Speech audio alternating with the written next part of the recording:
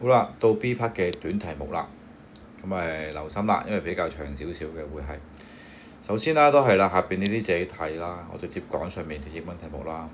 Alex and Winnie 啦，咁兩個人啦，each shoot a target，即係每人都係射一個嘅目標啊，即係射個標靶又好，射箭又好啦。The probability that the target is hit by Alex and Winnie 就係話咧嗰個靶咧俾 Alex 同 Winnie 就係、射中啊 is hit 啊嘛嘅機率咧就0.3到0.4啦。respectively 嘅意思就係話0.3就係 Alex，0.4就係 Winnie，即係分別係0.3同0.4咁嘅意思啫。因為呢啲好常用嘅英文嚟嘅，其實係因為句子複雜少少啦，自己慢慢睇啦。成個譯好就喺度。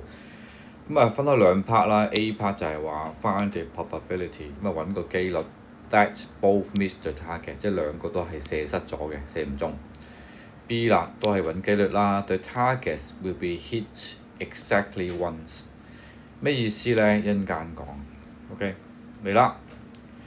首先咧，打開張嘅即係公式表啦。咁佢咧今次就會用到第3同第5條嘅。點解咧？即係你讀得書熟咪會知咯，即刻會知其實係。唔講點解先啦，講下條公式講咩先啦。就 P not event 啊嘛。我成日講咩排除法啊嘛，係咪？就係話 P not event，即係你我唔直接揾啊，我揾嗰件事發生唔到嘅，就一減佢會發生個機率啊嘛。即係唔發生嘅機率就等於一減發生嘅機率啦。呢個咪叫做咩嘛？叫做咩 complementary 定咩啦？總之係互補事件啦，係啦，中文叫互補事件啊嘛係。第5啦，就係 P、A and B， 即係 A 又發生 and B 又發生，即係 A 同 B 同時發生嘅話咧，就係 P-A 乘 P-B 啦。兩件獨立事件一齊發生嗰陣時候咧，就將佢哋乘埋啦。你記住啦 ，and 嘅話就係乘嘅，or 嘅就係加啦。第二啲題目陣間會再講埋落去。總之而家係咁計啦。OK。A part 點計咧 ？Both miss the target 啊嘛，兩個都要射唔中啊嘛。英文嘅中文嘅意思就係 Alex 唔中 and Winnie 唔中啦。and 咧咪就係乘啦，陣間會。乘咩咧？就當然係 Alex 唔中，跟住 Winnie 唔中啦。要慢慢計嘅。Step 1咧就先各自計出唔中機率啊嘛。因為佢話唔中啊嘛，你咪先揾到唔中先啦。既然 Alex 射中係0.3，咁唔中嘅話，互補事件啦，一減0.3啊嘛，即係用咗呢條式啫，其實係。所以0.7啦，唔中。Winnie 啦，中係0.4，唔中咪一減0.4，0.6咯。OK，掂啦。第一步分別揾到呢個唔中嘅機率啦，咁你只不過要將兩個乘埋啫嘛，呢個係咪？將兩個唔中嘅機率乘埋去啦，係 and 嘅意思啦。落去啦，所以就係咧0.7乘0.6啦，0.42啦。呢個係 Part A 嘅做法。記住啦，嗱 Part B 開始要寫嘢㗎啦嘛。你可能上面講咗一大堆嘢，咁其實點樣寫咧？今日跟翻呢部分啦，因為你黃色手呢度咧，跟住呢個寫就 OK 啦，考試。今日應該係攞足分嘅可以。Part B 啦。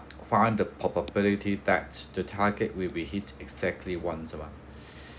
乜嘢叫做 exactly once？呢度咧就係即係捉你自失啦，都唔係捉自失嘅，因為真係要係 exactly once，即係剛好一次嘛。即係你唔好求其嘅。咩叫剛好一次啊？就係話好多同學都會計少啲嘢嘅。其實咧就有兩個可能性嘅。第一啦。即係 step 1嘅剛好一次有啲咩組合咧？有兩個嘅 scenario 1啊，即係情景1啊，就係 Alex 中 Winnie 唔中啊嘛。即係呢個中呢個唔中，咪叫一次啦。仲有冇啊？有，就係 Alex 唔中 Winnie 有中啊嘛。呢個都叫一次啦，就咁樣睇啊嘛。所以就唔好漏啦，好多人都會漏咗呢個，我知道。所以啦，既然係咁嘅話咧，兩個都得啊嘛。即係我話啦，係咪先？即係呢個又得，或者呢個都得嘅，其實係咁，所以我就加埋佢啦。你所以見到咧，呢個咪 scenario 1咯，情景1啊嘛。呢個咪 scenario 2啊嘛，情景2啦。將兩個加埋佢啦。咁啊記住唔好撳錯機啦，得唔得？唔好撳錯機，咁啊應該就冇問題嘅係。